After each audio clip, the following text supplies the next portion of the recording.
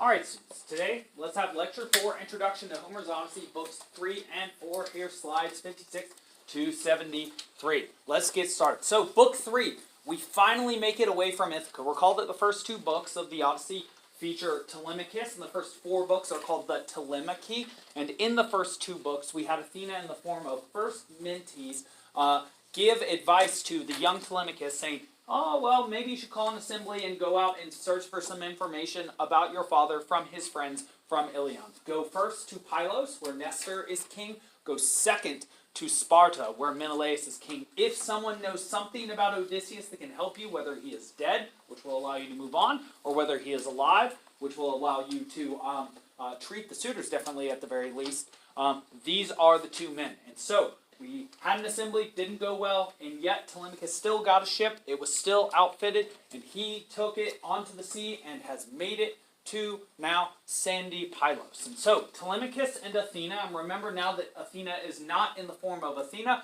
nor in the form of Mentees, who she first showed herself to Telemachus as. She is now in the form of Mentor. Remember that Mentor is the man who was left in charge of Odysseus' house when Odysseus was gone, and so this is the second form that Athena takes. Remember also that she took the form of Telemachus in order to recruit several young men to go onto his ship as well. So she took the form first of Mentees, then later of Telemachus, then of Mentor, and she has remained in the form of Mentor during the sea voyage with Telemachus to Pylos. In any case, as they reach Pylos, Nestor is giving sacrifice, indicating that he is worshipping the gods. And if he is worshipping the gods, probably he is somebody who will embody Xenia. And so we go up to his house, we see the smoke rising up from sacrifice, and we think, good, good.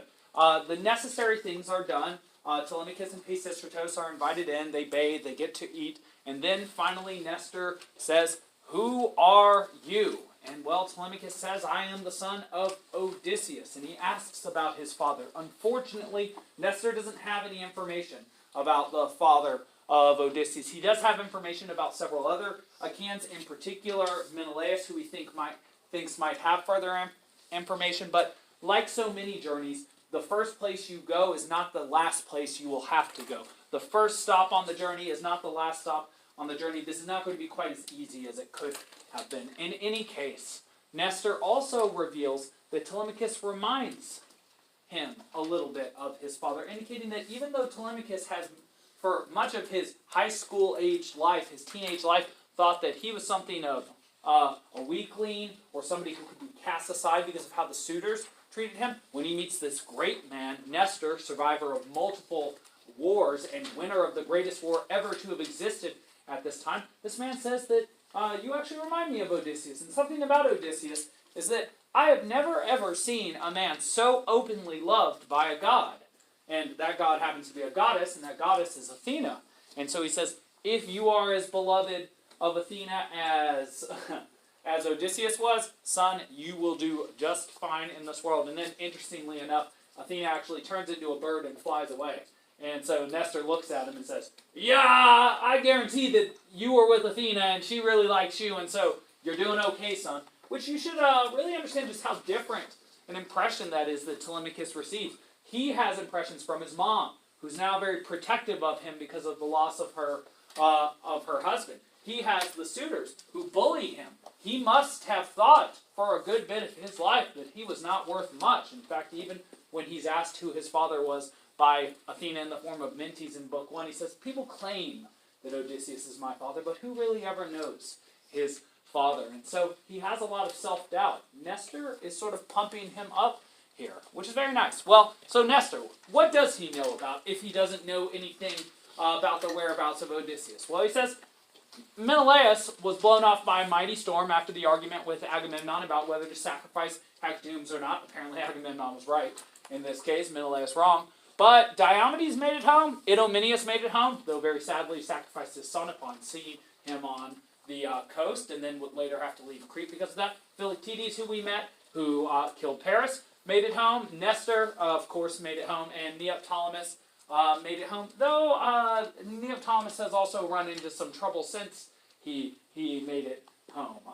I think you should keep him, or rather, he is going to run into some trouble very soon. We will actually see the person he is supposed to marry, and then I will tell you who she was supposed to marry before him, and how that's going to lead to a love triangle that will result in death. In any case, Nestor then tells the story of Agamemnon. When Agamemnon made it home, it was apparently the case that Clytemnestra, his wife, harboring resentment at him for sacrificing their daughter Iphigenia while lying to her about the fact that she was supposed to be married to Achilles. That was the lie. What actually happened is she was going to be sacrificed to get favorable winds to send the Achaeans to Troy.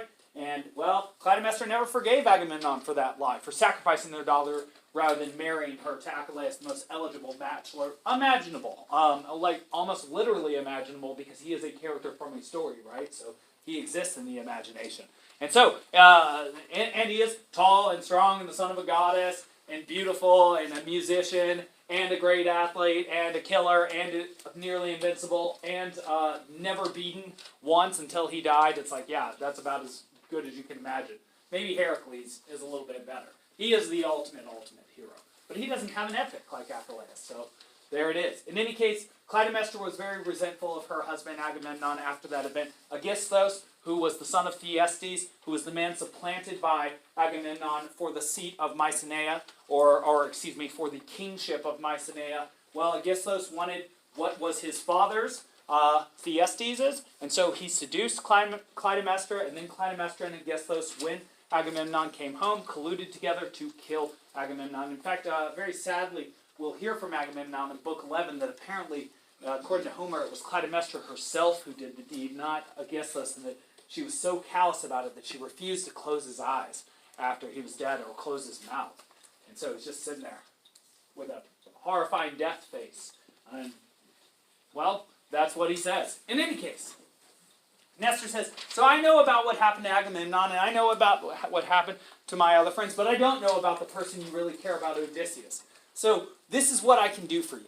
I have my youngest son here. He's still unwed. His name is Peisistratos. Why don't you stay here for the night, and then I'll send you in a chariot or on another ship over to Menelaos. Telemachus will choose the chariot option. They'll go overland to avoid the risk of pirates, though there are thieves and bandits at this time because there are no laws, essentially, and there are no police officers in the wilderlands. And so Peisistratos and Telemachus, after resting the night, will take a chariot. They'll make a quick stop before they get to Sparta, and then they will move on to Sparta. And at Sparta, we have quite a bit that we'll learn. Yes, just something I'm quickly going to mention here is that Books 3 and 4 are going to show you, in opposition to Books 1 and 2, what Xenia should look like.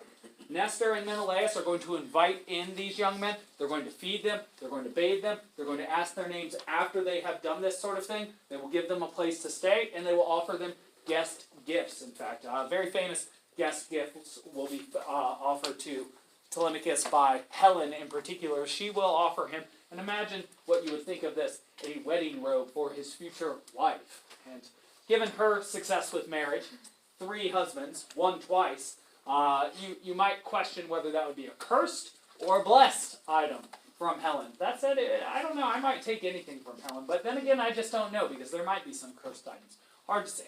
In any case, Nestor provides horses and a chariot. Telemachus and Peisistratos take a trip together, and I sort of say this just to be sort of funny, but it is not entirely clear whether this is Telemachus' first friend or not.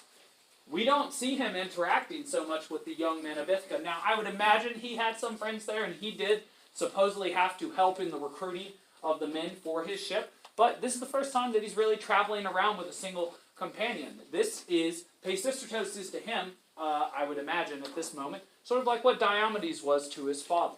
And so, we make it to Book 4, we make it to Sparta. And so we're going to go into a little bit greater detail here, because the stories are a little bit more detailed and interesting.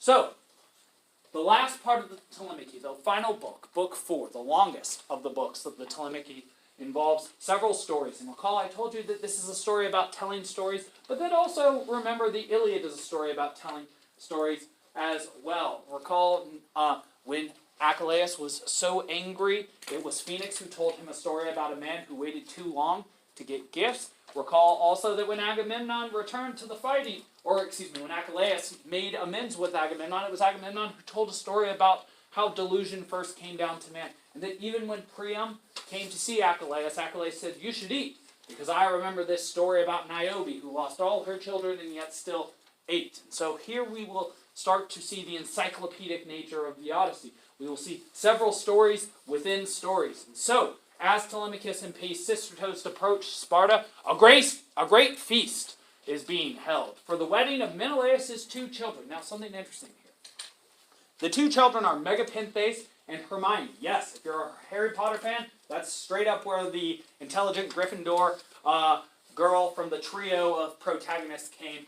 That is Hermione, or Hermione, or excuse me, not Hermione, but rather, or Hermione, if you really, really want to hit those notes. In any case, Hermione is the only legitimate child of both Helen and Menelaus. Helen is barren now. She will never have another child, so she cannot have a male heir for Menelaus. And so if he wants to pass Sparta and all his vast wealth and holdings onto somebody, he needs to have a son. Well, he did have a son, and his name is Megapenthes, and he had that son with a slave girl, which would have been common practice at this time. In order to get some sort of male heir, he would have then adopted him to make him legitimate. Wouldn't have been that formal process at this time. In any case, Megapenthes is marrying Alector's daughter. We don't even get her name. And Hermione is marrying, surprise, surprise, Neoptolemus, of all people, the son of Achilles. Something interesting about Neoptolemus here is at this time, he still has a concubine that he took from Troy. Her name is Andromache. If anybody remembers who Andromache was, she was the wife of Hector. Hector, who was killed by Neoptolemus' father. And so that's sort of interesting. There is a play called the Neoptolemus that figures, I think it's called the I'm forgetting words. Called the Neoptolemus, where actually Hermione wants to have Andromache killed because of her vast beauty. In any case, what's happening here is a wedding. And a wedding is a highly civil thing to happen. Recall the shield of Achilles. There's a city at war, there's a city at peace. What's happening in the city at peace, besides a murder trial? A wedding. Of course, it's about the most civil thing that can possibly happen. When you get these two organic creatures together to then subject themselves to law and then behave a certain way for the rest of their lives, that's a very odd thing to happen. You don't see birds doing that sort of thing. And you don't see all humans doing that sort of thing. You see fewer and fewer Americans doing that sort of thing, sadly enough. In any case, we do get to see that thing here. And so, as the two men approach, there's a small gaffe that happens. A gaffe is when somebody does something asocially or unsocial or makes a mistake in a social context.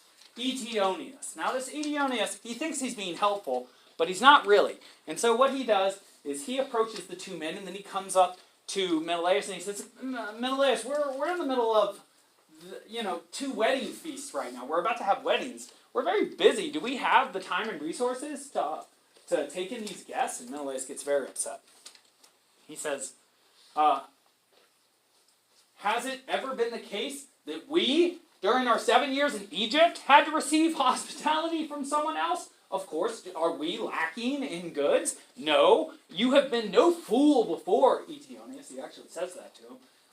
"Bring these men in." And so Eteonius is trying to think about the practicalities. He thinks, we're doing things, we're already spending a lot of money, we don't know if we have time for these people. Menelaus says, that's absurd, you honor the Xenia no matter what. It doesn't matter whether it's a good time or not. These people are travelers on the road, we need to bring them in. We have so much, why would we not do this? And so, there's almost a gap, but it doesn't end up occurring. Apparently Menelaus is highly civil, very much cares about the Xenia, and has that strong reprimand of him, 432 to 35. In any case, Telemachus and Peisistratos, as we expect, are then bathed and fed before ever revealing their names. Xenia has been tight here. Very good.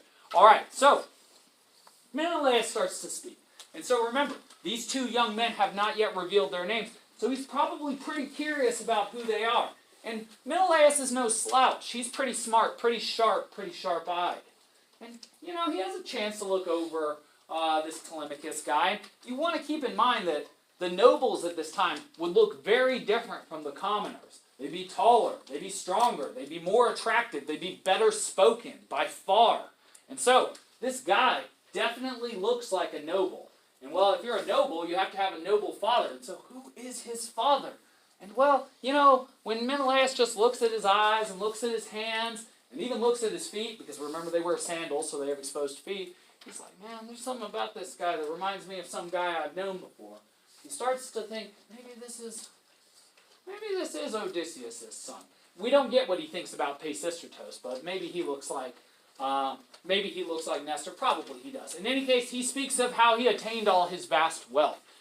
One thing you should keep in mind is that when Peisistratos and Telemachus walk into this house, Nestor's rich, not as rich as Menelaus, and Telemachus comes from Ithaka. Ithaka is a craggy island rock, essentially. It is a decent kingdom, but nowhere near as wealthy as Sparta. So when he looks up, he's like, wow, look at all this gold, look at all this silver, look at all this cobalt. It's like, this must be like how the gods live. This must be like the house of Zeus. And Menelaus actually picks that up, and opposite from being hubristic, he is very humble. He says, no. The things of the gods are far finer than what I have, which is perishable and will pass away. No. Zeus has a much finer palace than this. And it's like, wow, I wonder how nice it could be. In any case, he says, as vastly wealthy as I am, I would give away 2/3 of my wealth. If only I could have my dead friends back, especially my brother, because I acquired this wealth during 7 years of travels, and during which time I went to Cyprus, Phoenicia, Egypt, Libya, these are African places, Ethiopia, Orimble, Sidonia. I went all over. But all these experiences, all this wealth, all this time, I would give it all back if I could just have the things that I really, truly valued, my friends. So you might say that Midas, who is very famous for having the golden touch and was given the ears of an ass afterwards by Dionysus when it was taken away from him, you might say that he was quite the opposite from Menelaus. Whereas Midas valued money and gold above all things in an avaricious or greedy way, like Scrooge McDuck or actual Scrooge from the Christmas Carol, since we're getting to that time of year. Menelaus seems to have his heart in the right place. Does not value wealth over time and friendship and family. And, well, he's very sad about that sort of thing. And so, as I said, Telemachus mentions Peisistratos, look how much bronze there is, and how it shines everywhere. It'd be like going to Las Vegas for the first time, you might imagine, except for it's actually a nice place. He says it must be like the gods. Menelaus overhears him and says, no mortal could rival Zeus, as I said. He still calls them children. That's kind of interesting. Later, Odysseus will also refuse the comparison to a god multiple times. So that's true. And so that is the theme of hubris versus fear of the gods, or hubris versus humility. Humans who think that they are above the laws of the gods tend to encounter problems, like Aias the Lesser, who thought that he survived the shipwreck of his companions because of his own wits and skill. No, Poseidon had helped him, so then when he yelled at the gods, I, Aias the Lesser, cannot be killed even by the gods, Poseidon used his trident to then strike the rock he was hanging onto and send him down to the bottom of the sea, where he, of course, died. And so, if you are hubristic, if you try to break the laws of the gods in the Odyssey, you will pay a price. If you are humble and obey the laws, you have the best chance you possibly have of being successful. But as a mortal, you'll still probably die at some point. In any case, as I was saying, though I have much and have acquired many things from many exotic places, experiences, and actual physical wealth, his brother was killed. Menelaus' brother was killed while he collected that wealth of experiences and physical wealth, and it no longer gives him pleasure. So he would give up 2/3 of it to have his friends, now dead at Troy, back as well as his brother. Students sometimes ask why 2/3 rather than 3/3. Why not all of it? Because he still needs some money so that he's not a beggar, so that he doesn't have to beg from his friends, which I think is an interesting sort of note. He still needs enough to be self-sufficient so that he can be an actual friend to his friends rather than a vassal or servant to them. In any case, Menelaus then says, well, you've probably heard all of this from your fathers, though, because his Kleos is enormous. It reaches the heavens. Everybody knows about Menelaus and what happened with him and Helen and the 10-year-long war called the Trojan War during an age that will be called the Age of Heroes. He says, but you know, for all my friends I've lost, for even including my brother, the person I miss most is Odysseus, which is kind of bizarre to us, because We know how much that he liked his brother from the Iliad. We know also he obviously likes Odysseus quite a bit, but we didn't know he liked him this much. And in fact, when he mentions Odysseus' name, Telemachus begins to weep. And that's precisely when Menelaus is like, why would this young nobleman who just showed up in my house start crying when I mention the name Odysseus? Well, now I see his feet, his hands, the glances of his eyes. Perhaps I'm starting to connect things together. Perhaps this young man, disguised by my ignorance, is the son of Odysseus. And that's when Menelaus starts to think, should I ask him, or should I let him reveal himself to me? And so one of the themes here is disguise versus revelation. We will see Odysseus in several disguises in several ways. We'll see him disguised by mist. We'll see mist disguising things multiple times. We'll see him actually physically transformed into an old beggar back on Ithaka as well. And we will also see times when he takes his time to reveal himself, and will also disguise himself with words. A disguise with words, which is untrue, is called a lie as well. In any case, Menelaus decides, let's let this Telemachus reveal himself. And yet, something else, another major theme, at least from this book that we run into here, is the relationship between Menelaus and Helen. They do not seem to be sharing one mind. In fact, in the Odyssey, marriage is a very major theme. We ran into it for the first time here. Of course, the suitors are also trying to marry Penelope. Penelope, as she's still married to Odysseus, doesn't know whether to marry the suitors or not. Telemachus is himself getting to marriageable age. In fact, Neoptolemus, who is exactly the same age as Telemachus, is himself getting married to Menelaus' daughter. We've seen that Calypso, the sea nymph, wants to marry Odysseus. Soon, Odysseus will go to a new land, Scheria, where a young woman named Nausicaa, after he takes a bath, will want to marry him again. He'll then even yet meet another woman who wants to keep him around for some time, called Circe. And so marriage, marriage, marriage. We're going to see all sorts of marriage here, and we'll even hear quotes about marriage, like a good marriage where one mind is shared between both is the greatest of things one can have. I believe we'll actually see that down in the underworld, right after or right before Agamemnon says that women for all time have been disgraced by the actions of Clytemnestra, his wife. You can see that he's still pretty resentful about what happened. In any case, Helen descends. Menelaus has just introduced himself to these young men. They have not yet introduced themselves, and he started to tell them some stories about who he is and where they are, though he assumes that they know who he is without him saying. Well, Helen descends, and you can only imagine how beautiful she looks. She has her coterie of ladies around her, and she is elegant upon elegant. And, well, she immediately points out, without reflection, that this man looks just like Odysseus. So even though Menelaus had sort of subtly, not wanting to put too harsh a point on it, wondered, should I let this kid reveal himself or should I out him?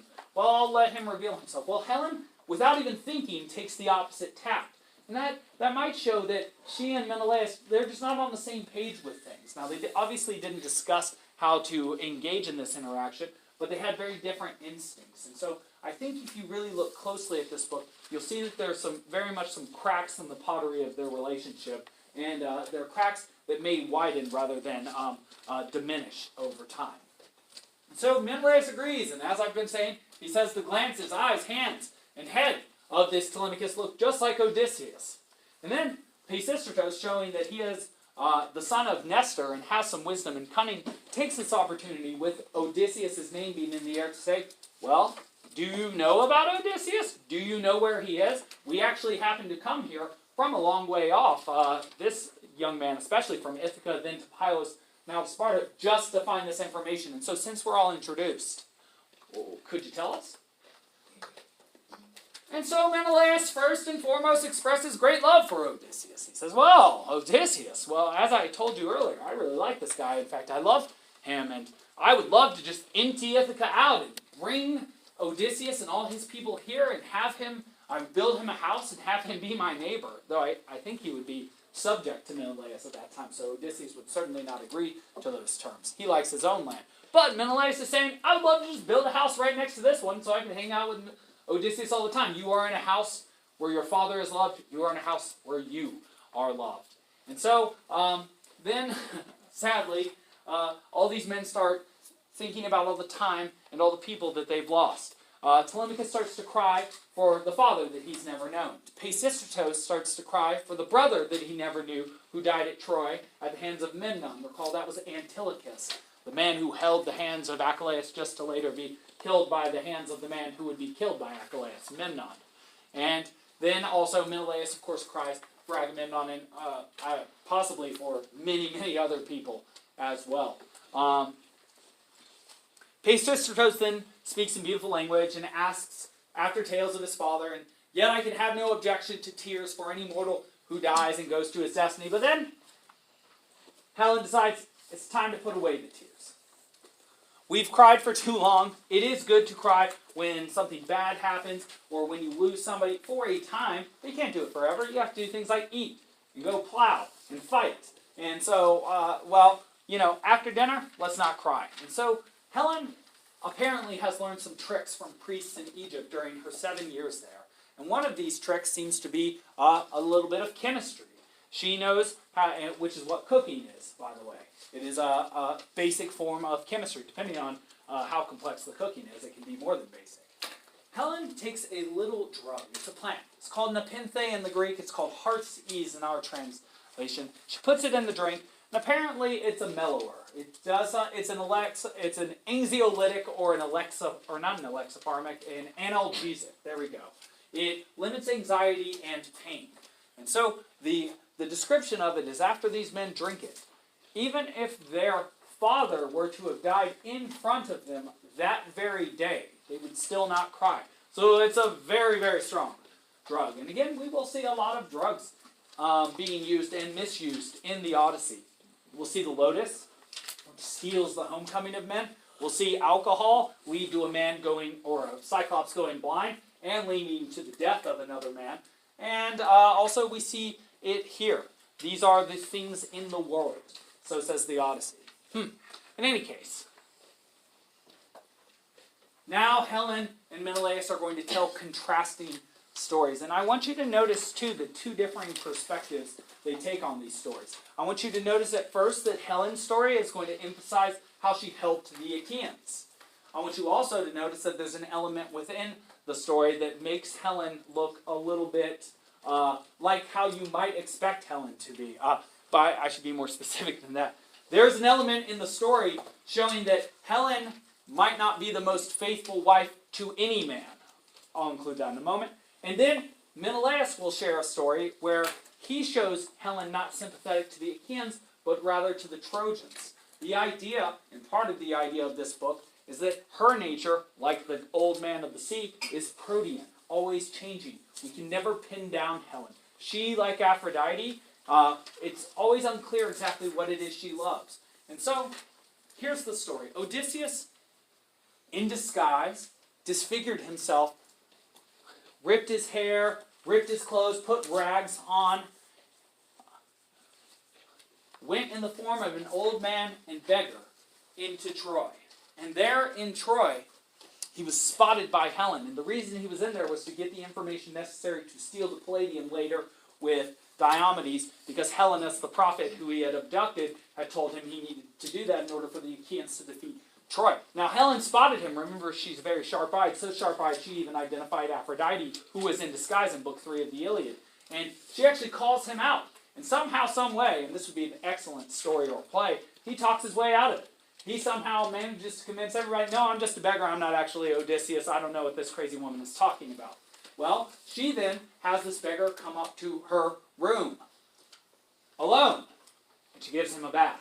Yes, that is very much supposed to make you arch your eyebrows and say, what happened in there? And it's like, that is one of the open questions. What did happen in there? Did Helen and Odysseus share a romantic moment? Possibly. Do we know? No. But could it have happened? And did she very much talk about it right in front of her husband and in front of the son of the man that she maybe had a romantic moment with? Yes. Is this probably very awkward for everybody involved? Yes. Yes, absolutely. But then she finishes the story by saying, he then made me swear not to tell anybody that Odysseus had infiltrated, and I helped to strategize with him how to get the palladium. So she says, even though I did a couple things that maybe we don't approve of, I'm Achaean positive, so you should like me. Well, Menelaos then responds, and he says, yeah, that's a funny story you tell there, Helen. Because I remember when I was inside the Trojan horse a little bit after that time, and I was there, Diomedes was there, Odysseus was there, Neoptolemus was there, and there was even this guy, Anticlus, loudmouth, who was there. And you came out with your then new husband, Deiphobos. You see that little barb that he has in there? You came out with Deiphobos, the man that she's cheating on Menelaos with at that time, the second man. And yet, you knew this little trick. I mean, you're just such a magical person. You're not only beautiful and the daughter of a goddess, but what you did was you could speak out to each man in the voice of his wife. So remember, these men, they can't see outside of the Trojan horse. They're totally trapped. But each one of them hears, Odysseus hears Penelope. Diomedes hears Aegialeia. Menelaus hears Helen. Or no one. I'm just kidding. And then Anticlus hears his wife. And he's the weak link. He's the one that's like, no, it's actually my wife. It's actually my wife. It's like in the movies. You've probably seen a zombie movie where somebody's like wife or mom gets turned into a zombie, and then the boy or husband, it's like, no, she's still real. She's not a zombie like everyone around me. Has everybody seen some sort of movie like that? Probably. Yes. And then they go towards the zombie, and the zombie either attacks and kills them, or a friend kills the zombie beforehand. Yeah. In any case, it's the same sort of situation. Anticlus is like, that is my wife out there. It's not an obvious trick by the Trojans. How did she get across the sea? I don't know, but the gods can do many things, and she's there, and I need to go. And Odysseus supposedly grabbed him by the face and muzzled him and said, you fool, do not get us killed. And so Odysseus, even within the Trojan horse, was very useful because he kept Anticlus from giving up their disguise, which would have been death for every single one of them.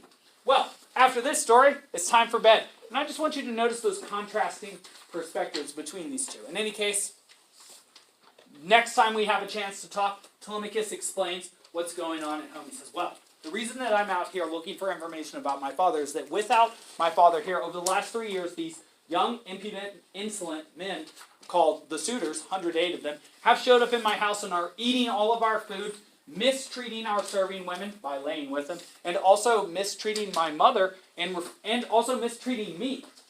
They will not leave. They demand my mother's hand, even though they are no longer giving gifts, but rather taking gifts. And, of course, the convention at this time was you give bridal gifts for a bride. The better gifts you give, the better bride you get. And that was the idea. And, well, now, rather than giving gifts, these men are just taking. And so this is very against the Xenia. And they're essentially stealing, not just from Odysseus, but potentially, if Telemachus is now a man and Odysseus is dead, they are stealing directly from Telemachus, from right in front of him, which is mind-blowing. In any case, Menelaus says, he tries to assure Telemachus, he says, okay, I understand, you're in a bad situation, you need info about Odysseus. Well, I'll tell you what I was told by a god who cannot lie, who I had to catch. And so we're all like, a god who cannot lie, who you had to catch. There must be some story behind that. And Menelaus says, yeah, there's a story behind that. All right, and so we'll very quickly go through this. I think this is actually yes, good. 2 more slides. So, this is the story, and this is the last story of the day, and this is the most interesting and bizarre story. Menelaus says, he acquired information about Odysseus from a god. That god is called Proteus, old man. See, the adjective that I used earlier to describe Helen, protean, means changeable. Why does the word protean mean changeable? Because Proteus has an ability to alter his appearance into anything. In fact, very oddly, this is what happened. So, Menelaus was trying to escape from Egypt and make it back home. Yes. But then, an island right off of Egypt that he got to, the wind started blowing against him, and so he was stuck there for 20 days. And he starts to think he's never, ever going to get away from there. Same thing, day after day after day after day. Finally, a goddess named Adothea, who is the daughter of Proteus, takes pity on him and says, if you're ever going to escape from here, you're going to have to get under the skins of one of the seals that my father loves. My father, Proteus, comes out of the sea every day, and he likes to bask in the sun with the seals. So you're going to have to catch 3 of those seals, kill them, I guess, put that skin on top of you, endure the smell. She'll actually give them ambrosia for their nose because it smells so bad under seal skin. And then you have to catch my father. He's going to turn into a bunch of things. He's going to turn into like a lion and a serpent and a tree and water and fire, all sorts of weird things. And, well, you have to hold on because the truth has many forms. And after he gives up transforming, then he'll finally say, "What do you want?" "I'll tell you whatever you want." And that's what happens. Menelaus catches Proteus and he says, "Okay, well, you want some info from me. What do you want to know?" And Menelaus asks the man, "Well, how do I get home?" He says, "Well, you have to go back to Egypt and you have to raise enough money to sacrifice multiple hecatombs. It's going to take you a long time." And so he hears what he wants to know, but it's not what he wants to know. Or rather, he hears what he needs to hear, but it's not what he wants to hear in this case. And so he also hears this sad fact. Odysseus is alive, but he is trapped on an nymph's island named Calypso. And so what we have now heard up to this point is that Odysseus is alive, but he is very much trapped by a goddess, which means he is tantamount to dead. He is similar to dead. It's like he is in a special super prison somewhere that he may never get out of.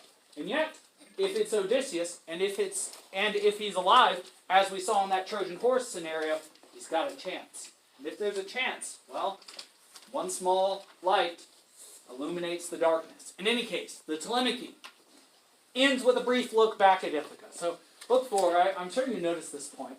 And it's such an interesting, sad note. We go back to Ithaka, and there at Ithaka we see the suitors are very upset to learn that Telemachus has actually made it off of Ithaka. They didn't even notice that he was gone. And they hear from a man from Noemon, the man who needs his ship back. It's like, when is Telemachus bringing his ship back? And Antinous